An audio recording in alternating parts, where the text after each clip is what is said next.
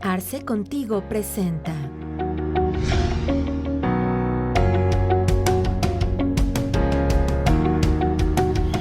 Hola a todos, ¿cómo se encuentran? Espero que se estén todos muy bien. Bienvenidos a su programa Sesiones Arce Contigo. Es un placer tenerlos de nueva cuenta con nosotros para platicar un tema que el día de hoy me parece trascendental. Una reforma que, pues, si bien es nueva, pues ya tiene algún proceso un poquito largo en su aplicación y afortunadamente porque es una reforma de una trascendencia bastante importante que va a impactar de manera directa, pues tanto a trabajadores como a empleadores. Y nos queremos referir en esta ocasión, en la sesión del día de hoy, trataremos el tema del nuevo sistema de justicia laboral. Y para eso tenemos también una gran invitada el día de hoy por segunda ocasión que nos acepta la invitación, lo cual agradecemos infinitamente y le damos la más cordial bienvenida a la maestra Kenia Aguilar. Maestra, ¿cómo te encuentras? Muy buenos días. Hola, buenos días. Muy bien, muy contenta de regresar a su espacio y de poder compartir un poquito de este nuevo sistema de justicia laboral del que tanto se está hablando, ¿no? Sí, así es. La verdad es que es un tema trascendental. Creo que es un tema que viene a cambiar muchísimas cosas y ahorita creo en la sesión vamos a poder abordar, pues en la medida de lo posible, pues el espíritu, yo creo que el fondo, lo que se está buscando con esta reforma, porque desde mi opinión, desde mi punto de vista como asesor, como una persona que se ha encontrado involucrada en los últimos años con el sector empresarial, pareciera que el tema del proceso laboral era un tema ya estático y por supuesto rebasado por las modificaciones, rebasado por los avances tecnológicos, por las nuevas modalidades de las relaciones laborales que se tienen, ¿no? Y al día de hoy, pues teníamos ya un sistema, desde mi parecer, pues que ya contaba con demasiados vicios provocados por el procedimiento o provocados a lo mejor también por uno mismo en ocasiones. Y pues bueno, ahora nos enfrentamos a una reforma que va a reconstruir o va a sustituir de fondo al sistema de justicia laboral. Entonces, creo que es una reforma por demás trascendental y es bien importante que la platiquemos y sobre todo que quede como los antecedentes muy claros con las personas que nos hacen favor de seguirnos para efectos de que entendamos por qué se tiene que hacer una reforma en este sentido y hacia dónde va encaminada. Entonces, maestra Kenia, para poder iniciar, si nos regala usted sus comentarios al respecto de pues, el antecedente de esta reforma, en qué momento se visualiza este cambio y el por qué es tan importante lo que se está platicando el día de hoy. Lo que mencionas es sumamente importante porque la realidad es que el derecho es una ciencia social y como tal es cambiante, ¿no? Entonces, lo que ahorita bien decías de cómo nos llegó la tecnología, cómo surgieron nuevas modalidades de trabajo, cómo la pandemia vino a revolucionar ciertos sistemas de operación en el ámbito laboral, y pues sin duda alguna la ley, pues perdón la expresión, pero se quedaba atrás, ¿no? Y en ese sentido no digamos el sistema de justicia. Esa es la razón por la que en 2017, para ser exactos, el 25 de febrero del 2017, se hace una reforma de carácter constitucional. Es decir, desde la Carta Magna, desde el documento más importante en materia legal que tiene nuestro país, se hace una modificación para decir, la justicia laboral ya no será administrada por el Poder Ejecutivo. Es decir, por lo que hoy conocemos como juntas de conciliación y arbitraje en su competencia federal o local.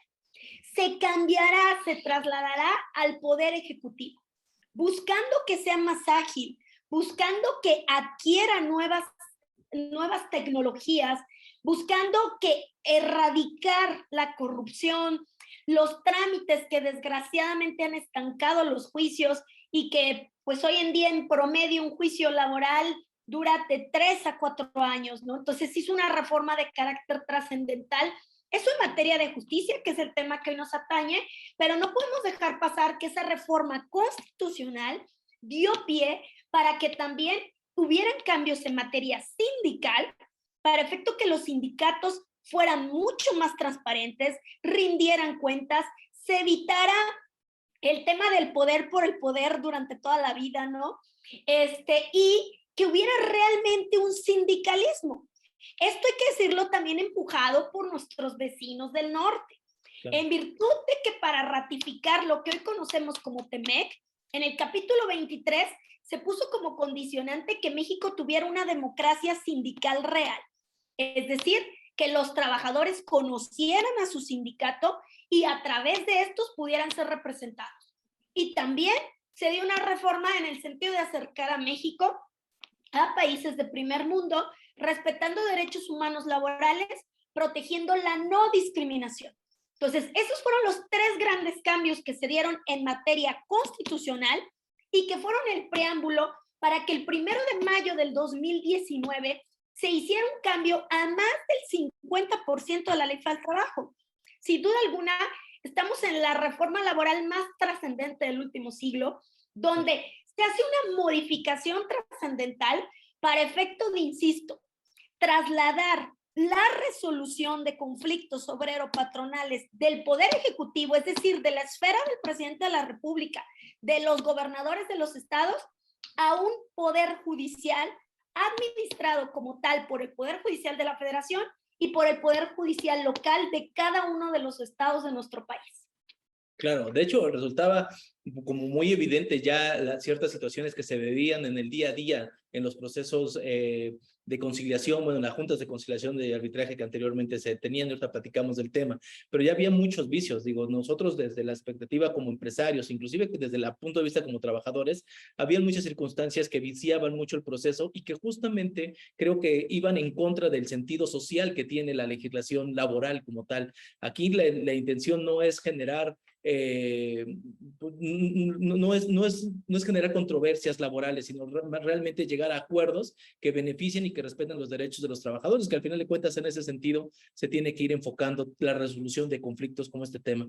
Entonces, entendiendo que este proceso se estaba dando, entendiendo que atendíamos un proceso muy antiguo, muy viejo, que quedaba corto, como bien dice usted, a las necesidades que existían en el mercado actualmente, a todas esas modificaciones que estaban dando, ya teníamos, por ejemplo, la modificación en materia de subcontratación, o ya también se hizo el tema del teletrabajo, que hay medio forzado y medio correteado, pero se sacó una reforma en materia de teletrabajo, y esto viene realmente a dar un giro exponencial al proceso laboral que se tenía anteriormente, realmente a cambiar completamente. Sin embargo, valdría la pena como conocer, maestra, en qué consiste ese cambio y si es un cambio solamente desde el lado de la autoridad o también nosotros como particulares, como empresas, como trabajadores, también tenemos que hacer ciertos cambios que nos permitan adaptarnos a este nuevo proceso que vamos a llevar a cabo.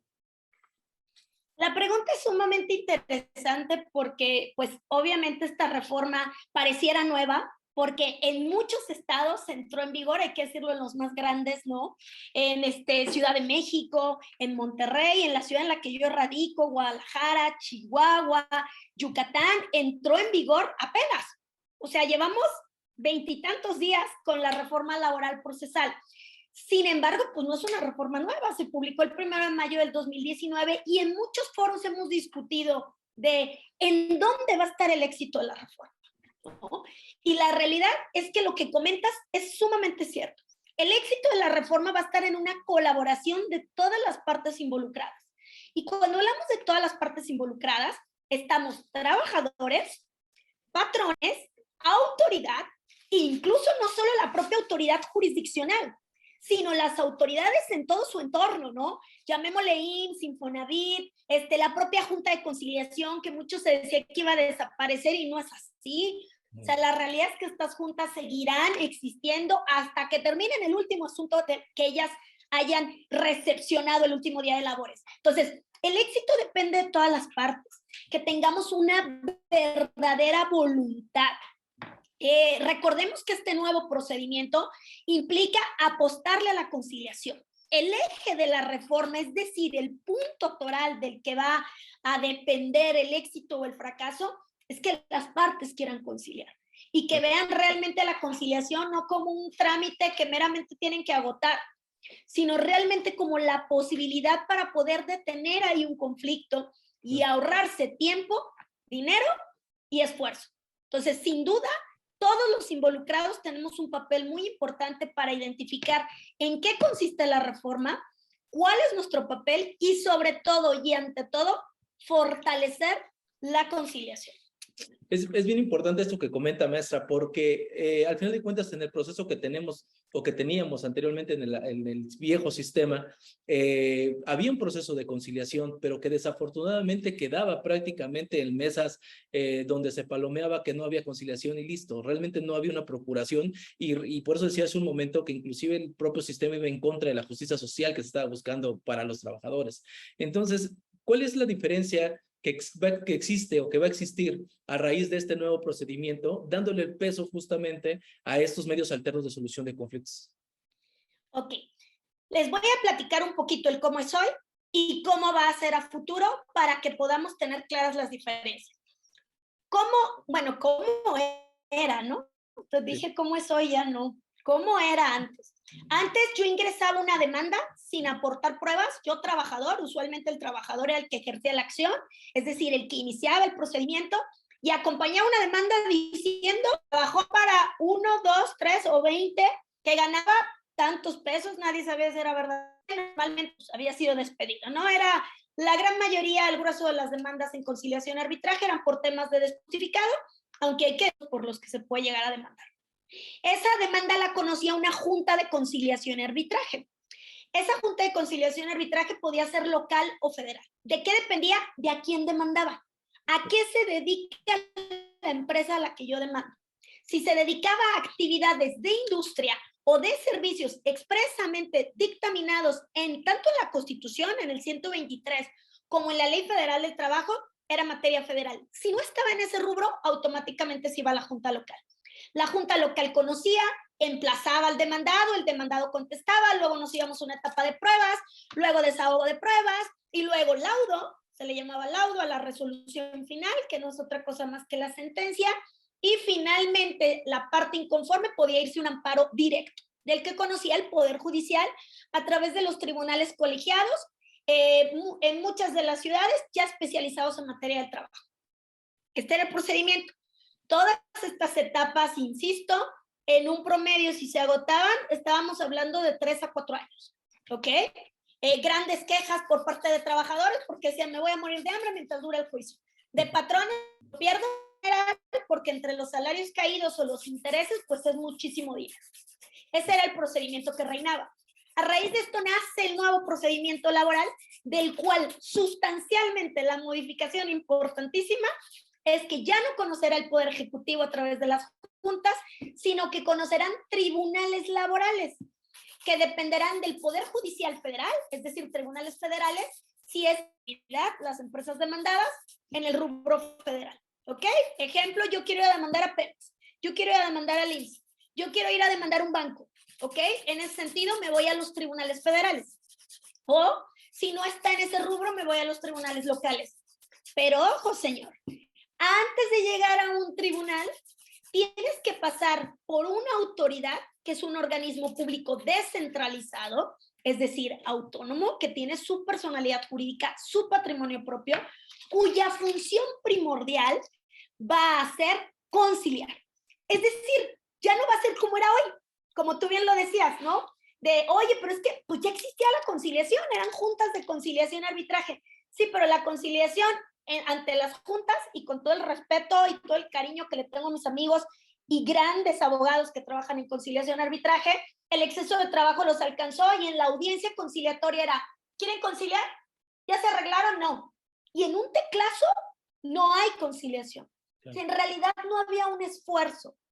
Insisto, no por falta de conocimientos, claro, sino porque la realidad los alcanzó el tiempo. En un día desahogando 15, 16 audiencias, pues obviamente era imposible sentarse con cada una de las y hacerlo funcionar. Y por eso es que hoy en el nuevo procedimiento ni siquiera el tribunal es el que va a hacer ese primer esfuerzo de conciliar. El que va a hacer el primer esfuerzo con personal capacitado para eso, que va a tener instalaciones adecuadas donde podamos estar sentados, especialistas, una palabra que dijiste muy interesante, en medios alternos de solución de controversias, ¿no? Entonces, en ese sentido nace el Centro de Conciliación como la instancia primaria por la cual tendrá que pasar todo conflicto, con sus excepciones que también las platicaré, donde tanto el patrón como el trabajador pueden solicitar una cita para tratar de solucionar todo tipo de conflicto obrero-patronal. No se pudo. Ya estiramos o estamos en los casos de excepción, entonces nos vamos a los tribunales, pero también los cambios que tenemos, además de que ya va a conocer un poder judicial, es que a la demanda le debo de acompañar pruebas. A la contestación le debo de acompañar pruebas. Sí. ¿Para qué? Para tratar de reducir el procedimiento a 2 audiencias. Audiencia de depuración y audiencia de juicio. Es decir, la primera audiencia es con la finalidad que se depure el procedimiento y decir qué procede, qué no procede, y sobre eso señalar fechas en un solo día, procurando que sea en un solo día, para que en la audiencia de juicio se desahoguen todas las pruebas que verdaderamente tiendan a resolver el conflicto. Claro. Y no admitir pruebas o diligencias ociosas que solo nos retrasan. Lograr la sentencia, y esa sentencia también será recurrible mediante juicio de amparo, ¿no? Pero si se fijan, pues tenemos una diferencia importante en tratar de reducir tiempos, en que el Poder Judicial tenga una intervención ya no a través de una junta que se integra por 3 partes, sino por un tribunal que en realidad es un juzgado, tiene un solo juez, y donde la conciliación es sin duda alguna la apuesta para que podamos resolver los asuntos de manera más rápida y obviamente más económica. Claro, de hecho, justamente hace unos días escuchaba a la secretaria de Trabajo, en donde decía que los estados, en los 21 estados donde ya está implementada la reforma y que ya está trabajando, digamos, en la naturalidad de la operación, hoy argumentaba que había márgenes de efectividad de conciliación del 75% de los casos, cosa que es bastante alta. Y es que también en ese sentido, y desde la perspectiva empresarial, pues es que a nadie le conviene estar en un juicio que te vas a tardar 3, 4 o 5 años para poderlo solucionar. La idea es que se puedan solucionar de manera ágil, en una conciliación un poquito más rápida, en donde realmente es ganar para todos, porque el empresario no le está metiendo dinero y tiempo a ese proceso, y también el trabajador se puede dedicar a poder buscar otro trabajo y poder hacer su vida laboral de manera más sana que estar enfrascados en un problema. Hay casos evidentemente en donde sí se tendría que llegar a ese tema, pero creo que el tema de poder hacer efectiva un medio alterno de solución es, creo, fundamental para una vida laboral un poquito o de manera importante más sana en ese sentido. Hay otra cosa que ahorita usted nos comentaba y que a mí me encanta la idea, justamente la oralidad que se está implementando en este nuevo proceso de justicia laboral, que antes también se dice, pues que era oral, ¿no? Realmente no era oral, realmente era como dictado, pero ahorita sí se va a privilegiar una oralidad en el proceso, y eso va a permitir, y esa es una cosa que también yo creo que al sector empresarial le debe importar en demasía, el hecho de que anteriormente en el proceso que teníamos, prácticamente se premiaba al que mejor mentía, ¿no? Al que echaba más mentiras y al que podía provocar más duda en ese sentido. Y al día de hoy creo que con la oralidad pudiera, no sé en su experiencia, maestra, si nos pudiera compartir, si cree que este proceso pudiera disminuir, porque antes con plena impunidad se mentía en los juicios laborales. Ahora yo creo que este proceso va también encaminado a hacer un corte importante y que no se den ese tipo de situaciones y de abusos que de ambas partes, no señalo que de uno en específico, pero eso era algo común que sucedía. De este comentario quiero rescatar 2 puntos. Primero, el índice de la conciliación, ¿ok? Justo hace un par de meses acabo de concluir impartir una clase que se llama Conciliación Prejudicial, y muchos de mis alumnos, era una clase en línea, donde muchos de mis alumnos eran conciliadores, y donde me platicaban su experiencia desde el interior del centro. Y ojo, me llamó mucho la atención de manera grata que, por ejemplo, en San Luis Potosí, una chica que trabaja ahí me hablaba de que su porcentaje de conciliación era el 90%. O sea, 9 de cada 10 asuntos. Yo le decía, es un éxito. O sea, el nuevo modelo en San Luis Potosí es un éxito. Sin embargo, también quiero hablar de que volteamos a entidades como el Estado de México, que fue de los que entró en la primera etapa. Hay que decirlo que se implementó en diferentes etapas buscando que los estados con menor rezago fueran primero y dejarnos al final a los más rezagados. Y Estado de México lo que me dijo es, nosotros siempre fuimos un modelo pionero, muy bueno en justicia laboral. Sin embargo, nos aventaron en la primera etapa y la primera etapa fue diciembre de 2019. No. Se les vino la pandemia. Entonces, se colapsaron. Me dijeron que aquí ya no podemos. Nuestro porcentaje de efectividad en la conciliación es de un 40%. ¿Por qué? ¿Qué está pasando? Duraron cerrados meses, cuando abrieron era una saturación y aparte abrieron todavía con medidas de contingencia y en ese sentido estaba ya saturado el número de personas que necesitaban servicios porque obviamente había habido muchos despidos en la pandemia. Y entonces, ¿qué pasó? Pues que se llenaron de gente y tenían 15 citas diarias y entonces que decían, yo no me podía detener 2-3 horas a verdaderamente concientizarlos. Entonces, ¿qué hacía? Les daba sus constancias de no conciliación y váyanse, no los quiero volver a ver. ¿Y qué pasó? Los tribunales también están colapsados. Entonces, hay que hablar de las dos experiencias porque eso es lo que nos puede pasar en todo el país. Claro. En todo el país. Ya hoy en día todo el país ya estamos dentro de este nuevo modelo y por eso es que les digo, apostémosle a la conciliación. Yo sé que este video lo pueden ver trabajadores, patrones, sindicatos, todas las personas involucradas con relaciones laborales y sin duda alguna, sé que de repente nos duele, pero la conciliación es de verdad la llave que va a abrir la puerta a un resultado mucho mejor para cada uno de los involucrados en este proceso. Les platico la experiencia porque les digo, hay de todo. Sí, claro. Y justo yo esta semana, gratamente sorprendida, todavía en juntas de conciliación arbitraje, un presidente nos convocó a una cita, no les miento, duramos 4 horas conciliando, 4. Ese día no salimos conciliados, hoy fue la continuación a las 8:30, hoy lo conciliamos. ¿A qué me refiero? A que sin duda alguna ese esfuerzo, ese sentar a las partes, ese darte el tiempo, sí llega a sensibilizar a la gente y a comprender los alcances de continuar un juicio laboral con riesgos para cada una de los involucrados, ¿no? Eso por una parte. Por el otro, hablando específicamente de los procedimientos y de qué va a pasar, bueno, hay que decirlo que el tema de las mentiras o trampas de las personas que de repente demandaban, o también hay que decirlo, también mentiras y trampas y renuncias más falsas que nada, ¿no?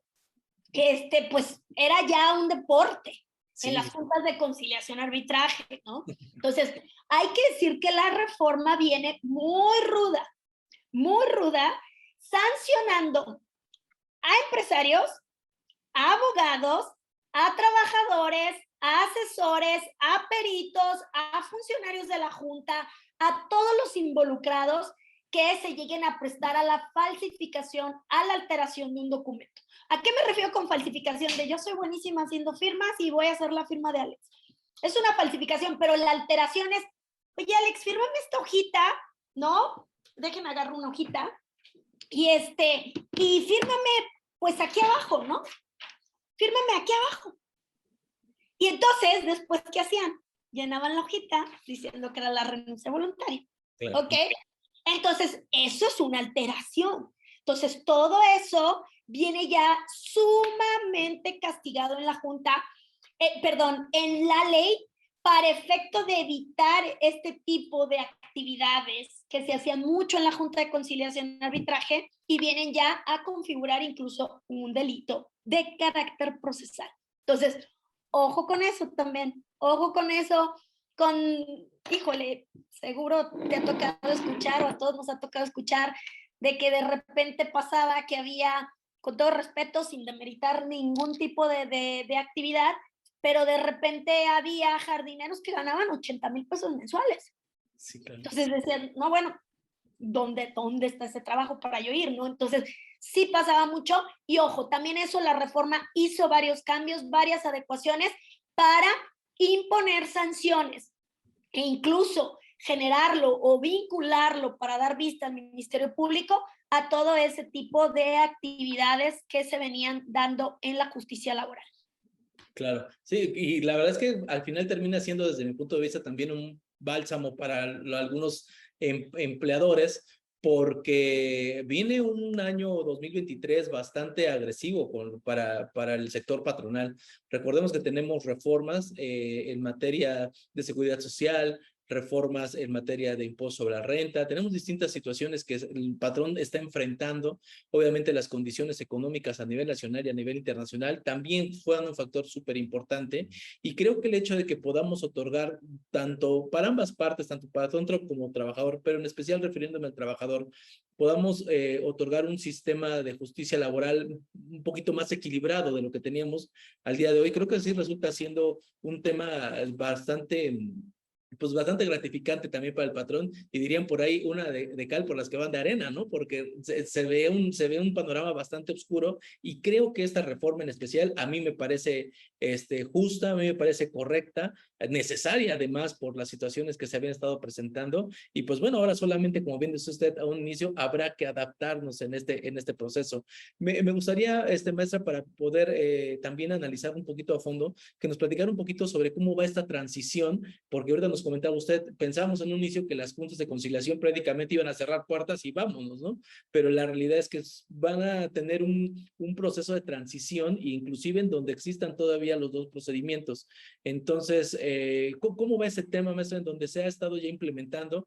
¿Cómo se ha vivido y si ha sido pues funcional el cambio? Ok. Sí, de hecho, cuando se da la reforma constitucional, bueno, mis amigos de la Junta de Conciliación estaban muy preocupados porque se van a cerrar, nos vamos a quedar sin trabajo, ¿qué va a pasar, no? Finalmente, cuando salen las reglas en 2019, pues nos damos cuenta que no va a ser así. Y la realidad, hay que decirlo como tal, es que el Poder Judicial dijo, no, yo no quiero traerme tu cochinero. O sea, no me mandes lo que ya traes allá de rezago y demás, yo quiero empezar de cero. Y creo que hasta cierto punto estuvo bien, porque al final de cuentas inicias un nuevo procedimiento, tú lo conoces, tú lo llevas y no terminas resolviendo algo de que no te tocó conocer desde un principio. En ese sentido, tenemos hoy en día una justicia laboral muy cara, porque hay que sacarle cuentas, ¿no? Sí. Se va a sostener el Estado, va a sostener juntas de conciliación y arbitraje locales y federales, centros de conciliación locales y federales, y tribunales laborales locales y federales. Quiere decir que va a pasar muchos años para que, pues, presupuestariamente sigamos sosteniendo 6 tribunales laborales, ¿no?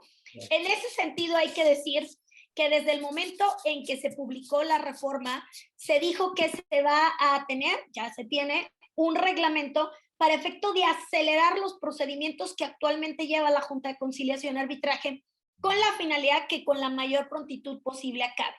Sin embargo, la gran mayoría de las juntas, insisto, vámonos a los que entraron en el primer etapa, ejemplo, Estado de México, ellos cerraron sus puertas, si la memoria no me falla, el último día de octubre del 2019, 2020, y entonces, en ese sentido, ellos que fueron la primera etapa, pues siguen teniendo trabajo porque la última demanda que recibieron, pues siguen todavía desahogando pruebas y demás.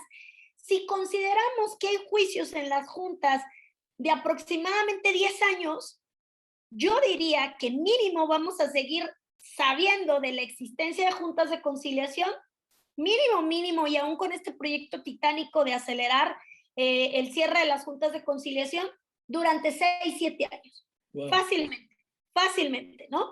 Entonces, en ese sentido, la transición está en que las juntas de conciliación ya no reciben nuevas demandas, solo conocen lo que les toca, lo que les tocó conocer desde un principio. Y en la transición, pues bueno, ya todas las demandas laborales nuevas se presentan primero con una solicitud de conciliación ante el centro, o si está en los casos de excepción, o si ya se agotó la etapa de conciliación sin resultados exitosos, nos vamos directamente ante el tribunal laboral, que es el que conocerá y el que resolverá. Y también haciendo alusión un poquito a lo que decíamos hace un momento, efectivamente hay un procedimiento, vamos a llamarle un poquito más sacramental, donde vamos a tener audiencias que podrán ser videograbadas, que tendrán que estar presididas por el juez, y donde llegaremos a tener un procedimiento hasta cierto punto similar al que vemos en las películas, ¿no? Donde las partes estarán en estrados diferenciados, donde efectivamente habrá una oralidad real, tratando de rescatarla, y vamos viendo cómo se da en la práctica. Todavía, con toda la honestidad, estamos muy, muy en pañales para poder decir si realmente estamos arrancando con todo y a lo mejor en 5 o 6 años volvemos a lo mismo en la cotidianidad o en el exceso de trabajo, no lo sé, pero por lo pronto se está apostando a un procedimiento mucho más formal, vamos a llamarle de alguna manera, pero buscando ante todo la justicia social, ¿no? Correcto. Ahí hace un momento comentábamos que es algo que va a afectar a, pues a todos los participantes de esta justicia laboral. Obviamente todos tenemos que poner nuestro granito de arena para adaptarnos, para realmente lograr esos principios de eficiencia, de agilidad en los procesos por parte de las autoridades. Pero sin embargo, a mí me gustaría tocar el tema de los abogados que se dedican en ese proceso a hacer esa labor tanto con los patrones como con los trabajadores. Al final de cuentas me parece que van a tener una afectación directa. No es para nadie tampoco un secreto el hecho de que durante mucho tiempo los procesos laborales pues prácticamente se llevaban con cualquier persona, inclusive aunque ni siquiera tuvieran la formación legal ni la expertise para poderlos llevar a cabo, ¿no? Los famosos coyotes que había afuera de las juntas de conciliación que prácticamente le apostaban a juicios larguísimos, a poder, eso que decíamos un momento, de inventar, de querer sacar provecho de algunas situaciones que no eran de la realidad. Entonces, al día de hoy me parece que el proceso ha cambiado demasiado y con esta reforma, sin lugar a dudas, también los abogados que están ligados a este tema tendrán que también adaptarse de manera muy ágil. ¿Cómo los afecta, abogado, usted que se dedica a este tema? ¿Cómo está viendo esa afectación? Inclusive yo por ahí he escuchado a algunos abogados que dicen, no, es que ahora con la conciliación nos quita chamba, ¿no? Porque ya no nos vamos al tema judicial de arreglar un pleito. Entonces, ¿usted cómo lo percibe o cómo se ha visto ya en el ejercicio profesional? Pues hablando en específico de mi gremio, hay que decirlo que surgieron muchas inquietudes. Desde el momento de la reforma constitucional, que no sabemos las reglas, hasta que se emitieron las reglas como tal en 2019, pues la realidad es que sí, había una serie de miedos y hay que decirlo que ahorita se están materializando. Porque, por ejemplo, volviendo al tema de los centros de conciliación, muchos abogados se molestan porque dicen, es que a mí no me dejan entrar. O sea, yo, abogado del trabajador, no me dejan entrar. Entonces, ¿qué pasa si concilia? Pues el trabajador sale y me dice, no, pues no hiciste nada, no te voy a pagar, ¿no? Entonces, sí, la realidad es que está habiendo un cambio y que en ese sentido, como litigantes, tendremos también que cobrar conciencia de hasta dónde llega nuestro trabajo, los porcentajes de honorarios que podremos cobrar diferenciados, considero yo, en un tema de conciliación, a un tema de si ya avanza a juicio o si llegamos a sentencia, etcétera. Tratar de ser conscientes con los clientes y también, insisto, ser parte de este proceso en el que quizás no por tratar de ganar más, de buscar un juicio más, pues generemos como tal un juicio cuando no tiene razón de ser. Entonces, creo que aquí, hablando en específico a mi gremio, sé que en tu público hay mucha gente joven, entonces a esos jóvenes que vienen empujando y demás, no hay que dejarnos permear por esta práctica que desgraciadamente es muy común en materia laboral, el coyotaje. Acá en Guadalajara les decimos talibanes. Entonces, ese tipo de prácticas que efectivamente agarraban al trabajador en la entrada de conciliación, le prometían una casa, un coche nuevo y un terreno, y la verdad es que al final terminaban actuando mal y dañaban al patrón, dañaban al trabajador. Entonces, cierto tipo de prácticas desleales que, por favor, o sea, yo sé que profesionistas éticos no lo hacen, pero lo reitero, no hay que hacerlo y que hay que ser parte de este cambio y que en este cambio tendremos que estar muy conscientes respecto al tema de la importancia de la conciliación y entonces nosotros mismos como abogados ofrecer un producto nuevo, tener honorarios diferenciados y de esa manera considero que no se nos va a acabar el trabajo. Simplemente se va a ir modificando y se va a ir reestructurando en bien de todos, ¿no? Yo Claro. esa lo comentaría. Sí, sí, claro, definitivamente creo que se tiene que apostar a un servicio integral de manera diferente, de manera estructural para las empresas e ir cambiando el chip, porque sí es necesario que también el empresario vaya también entendiendo que los procesos ya son diferentes, que los procesos están cambiando y que antes creo que hasta con miedo se contrataban a personas, ¿no? Antes decías, híjole, pero es que casi es casarme con él para toda la vida. Y el día de hoy creo que en mérito de buena atención a la verdad y a la justicia que se está buscando en materia laboral, creo que el procedimiento le cae muy bien a las condiciones sociales que tenemos al día de hoy. En este sentido, maestra, yo como empresario, las empresas que nos están escuchando, los emprendedores, ¿cuáles serían sus recomendaciones o qué modificaciones se tienen que hacer al interior de las empresas para poder estar en posición de hacer valer nuestros derechos también como empresarios, inclusive como trabajadores para la parte contraria, pero ¿cómo me debo de adaptar a este cambio que es sustancial y ya decíamos de fondo en muchos sentidos, ¿no? Y creo que ya hemos hablado de cuestiones muy técnicas, ¿no? Y en este momento sí me gustaría hablarle a la audiencia no abogados, o sea, empresarios, trabajadores, patrones, emprendedores, ¿no? Porque luego también me pasa que me encuentro con alumnos que están emprendiendo y demás y me dicen, no, Kenia, pues lo que tú me explicas no me aplica porque pues, ya tengo 1 o 2 trabajadores. Ojo, hay que decirlo, ¿eh?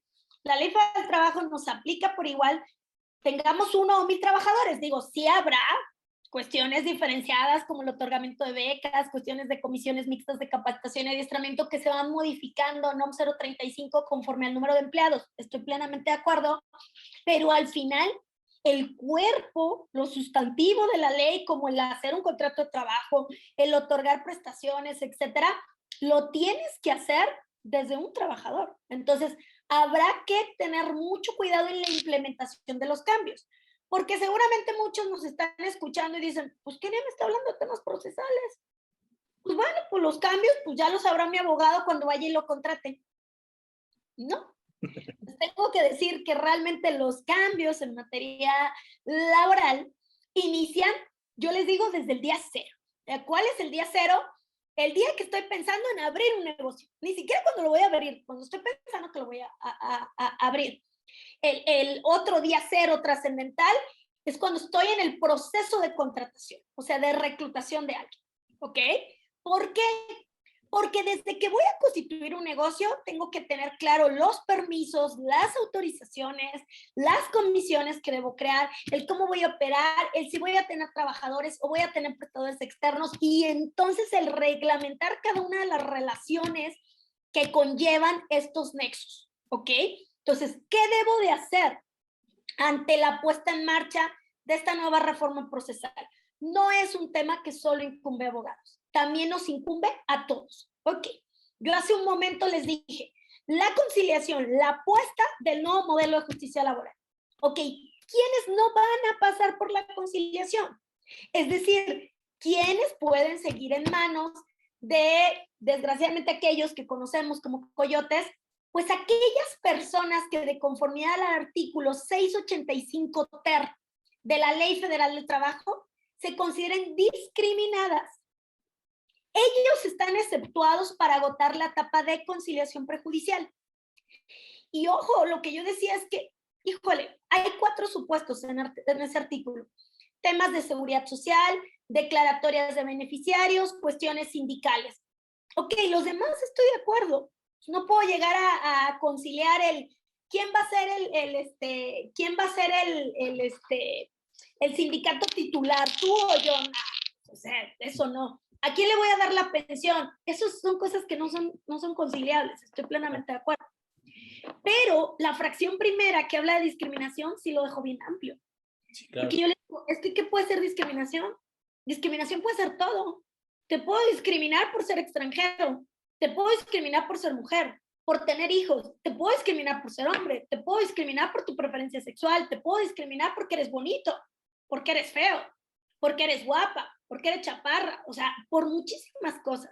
Entonces, ¿a qué nos invita esto, patrones? A que refuercen sus controles internos. ¿Ya tienes un contrato de trabajo bien hecho? ¿Ya tienes una declaratoria de beneficiario en ese contrato? ¿Ya implementaste tus políticas de no acoso, de no discriminación, de erradicar el trabajo forzado, el trabajo infantil? ¿Ya fuiste a hablar con tu sindicato para saber si vas a legitimar o no tienes contrato de trabajo y contrato colectivo de trabajo y entonces tienes que tener la representatividad? ¿Qué tipo de nexo tienes con tu sindicato y qué tan claro o no está la relación entre tú y el sindicato? ¿Qué estás haciendo para que desde que publicitas una vacante no discrimines? Es decir, son una serie de cosas que tendremos que cuidar, implementar. ¿Sigues firmando renuncias en blanco? O sea, una serie de cuestiones que sí tendremos que verificar al interior de las empresas para saber si verdaderamente estamos siendo partícipes de ese proceso de no discriminación para evitar que cuando la gente se vaya no evada el proceso de conciliación o para evitar que cuando me demanden tenga violaciones a derechos humanos laborales de carácter fundamental o a que cuando me llegue una visita a la Secretaría del Trabajo, pues no tenga yo la documentación idónea para acreditar que estoy dentro de los estándares de lo que yo considero, déjenme usar esta palabra, una nueva ley laboral. Una nueva ley laboral que nos invita a respetar y a tener mucho más cuidado del que teníamos antes de los derechos de los trabajadores. Hace un momento decía, maestra, hay que cambiar el chip de los empresarios y justamente a eso me refería, al tema de que han de cierto modo abusado con los procesos o con las decisiones unilaterales que toma el patrón sobre la relación de trabajo, cuando en realidad aquí tiene que estar siempre en conocimiento, en colaboración, en entendimiento del trabajador con las condiciones de trabajo que se están ofreciendo. Creo que el tema se vuelve un poquito más delicado con este procedimiento. Muchas veces el patrón dice, pues, decide cosas de las condiciones de trabajo sin consultar ni siquiera al trabajador. Tal es el caso y yo creo que el mejor ejemplo, el tema de la presencia sindical que existe en algunas empresas, esos famosos sindicatos de protección. Hay muchos trabajadores que ni siquiera saben que tienen sindicato. ¿Por qué? Porque estamos acostumbrados al proceso de ejecución unilateral de decisiones por parte del patrón. Al día de hoy creo que entre mejor se tenga informado al trabajador, entre mejor participe de estas decisiones, pues va a ser un modelo de poder transparentar las condiciones laborales ante las autoridades y que también va a ser también un medio de control a efecto de que en un juicio pues no tenga yo un gravamen tan alto como patrón si mi trabajador es consciente de las condiciones que tiene y no se están tomando decisiones a la espalda del trabajador, ¿no? Hay que ser muy abiertos. Creo que esa es una fundamentación de la justicia laboral como tal, en donde se participe y creo que también era el espíritu, inclusive desde el constituyente del 17 hasta nuestros días, el hecho de tener igualdad de condiciones en la negociación, al menos tanto de las personas que son los dueños de los medios de producción, como las personas que aportan su trabajo, maestro. Fíjate qué importante lo que estás mencionando, ¿no? Respecto a ser claros. Yo algo a lo que invito mucho a los patrones es que a veces me dicen, no, que no se den cuenta, no, que no sepan, no, que no tengan copia, no, que esto, le digo, déjenme decirlo así. Las relaciones laborales son como las relaciones personales que tenemos con nuestra pareja, con nuestros hijos, con nuestros padres. Si de antemano empezamos, digámosle no a mentir, pero ocultar datos, las relaciones empiezan a fracturar. Ya no hay esa confianza, ya no hay ese respeto. Yo lo que le digo a las empresas, si tú tienes un control, eres claro con el trabajador, le das un contrato desde los primeros días que entró, le otorgas sus prestaciones, le dices exactamente qué hacer, lo respetas en sus derechos, te aseguro que el cierre va a ser bueno. Claro. Porque al final el trabajador sabe que cada una de las partes ganó lo que tenía que ganar. Él ganó su salario y sus prestaciones con su trabajo, él o ella, y tú como empresario pudiste obtener un beneficio de los conocimientos del trabajo físico, intelectual que esa persona te dio. Entonces, ojo, los conflictos no se van a resolver en tribunales. Los conflictos se resuelven o se previenen, llamémosle así. Dicen que en medicina lo más importante es prevenir. En materia legal es igual. Claro. Entonces, ¿se previenen desde qué? Desde el día uno que eres claro, porque luego hay patrones, no le digas cuánto va a ganar. Oye, ¿cómo? ¿Cuántas horas va a trabajar? Ponle ahí que 8 horas diarias, aunque en realidad lo voy a tener trabajando 12. A ver, o sea, no iniciemos con el pie izquierdo. Dale a firmar una hoja en blanco. Lo más importante que tenemos es nuestro capital humano. Entonces, ahí tendremos que entender el hecho de ser claros y de ser conscientes y de informar los derechos que se tienen, y sobre eso también tener mucho cuidado respecto al tema de qué relaciones voy a tener con los sindicatos, cómo les voy a permitir el acceso, cómo voy a ir manejando las terminaciones de las relaciones de trabajo. ¿Para qué? Para luego no entrar en un sistema de yo puedo más.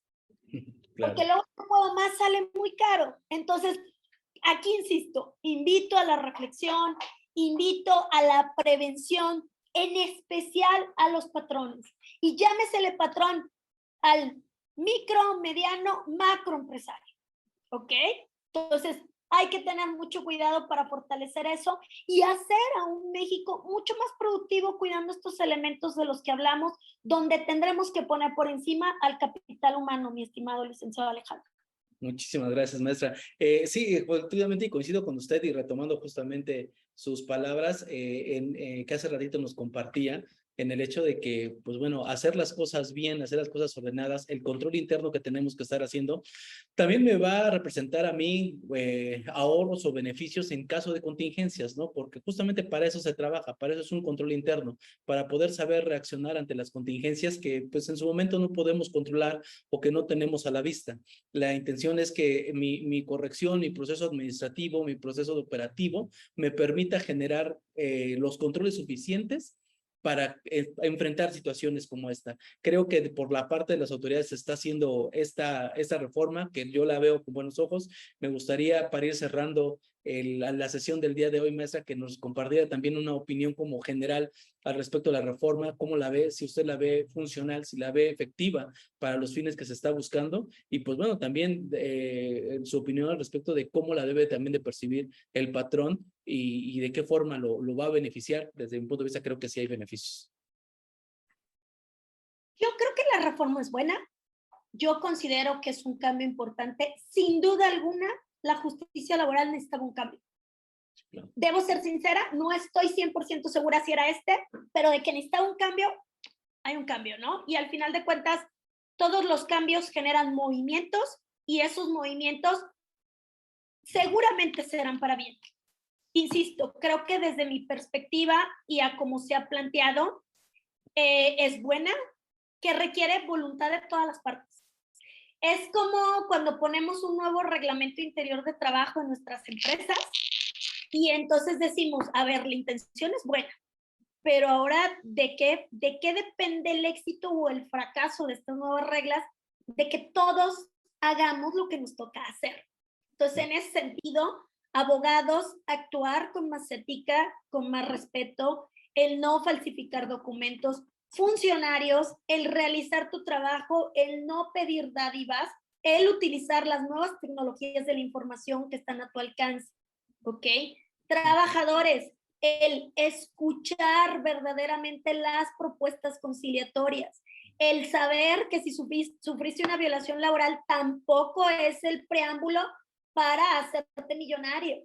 Y tu patrón entender que la falta de controles, la falta de una documentación, una asesoría preventiva llega a costar y que entonces en ese sentido inviértele a la conciliación y no te quedes con juicios sumamente onerosos que quizás el día de mañana puedan ser el motivo por el que pierdas tu empresa. Así de grave puede llegar a ser un conflicto laboral no bien manejado.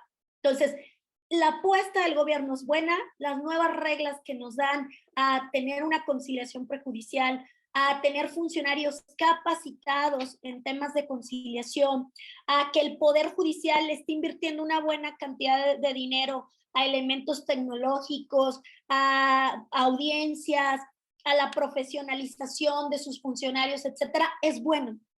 Pero insisto, ¿de qué depende? De la voluntad de todos los involucrados para que esto sea un éxito. Tenemos estados con muy buenos resultados, con muy buenos números, así como tenemos estados que no les ha ido del todo bien. ¿Por qué? Porque, insisto, no hay una voluntad. Y así como de repente nos quejamos de nuestros políticos de no hay voluntad política, así es como yo también invito a todos los involucrados en este proceso para que tengamos la voluntad para que realmente funcione. Coincido plenamente con lo que usted nos comenta, maestra. Sin embargo, he tenido oportunidad de estar en diferentes foros y exponer mi posición personal al respecto de todas estas reformas que se han estado dando.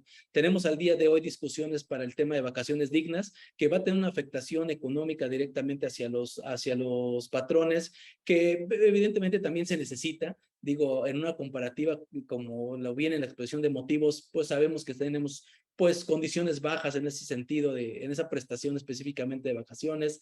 También se viene un incremento al incremento anual de los salarios mínimos, que también el presidente ya ha señalado que va a haber un incremento, a lo mejor no tan sustancial como el 22% de hace un año, pero probablemente va a haber un incremento importante. Este sistema de justicia laboral, creo que desde la parte legislativa se están haciendo cosas muy interesantes, muy adecuadas a la realidad que tenemos al día de hoy. Sin embargo, desde mi punto de vista, maestra, y no sé si coincida conmigo, creo que hace falta todavía la parte de reciprocidad por parte del Estado en los servicios que tiene que otorgarnos como gobernados.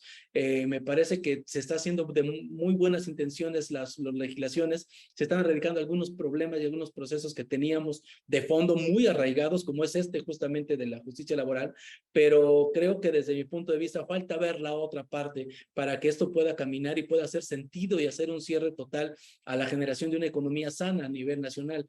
Me parece que mientras no tengamos la reciprocidad, la otra parte de este proceso, una justicia pronta, una justicia efectiva, acceso a canales de legalidad, todo, y obviamente los servicios que mencionaba en su momento, mientras eso no exista en la realidad de los empresarios, pues siempre vamos a terminar tergiversando mucho las intenciones que en un inicio se están plasmando en la norma, que a mi parecer, pues hay muchas que traen mucha sustancia en realidad y quieren erradicar problemas reales que vivimos al día de hoy.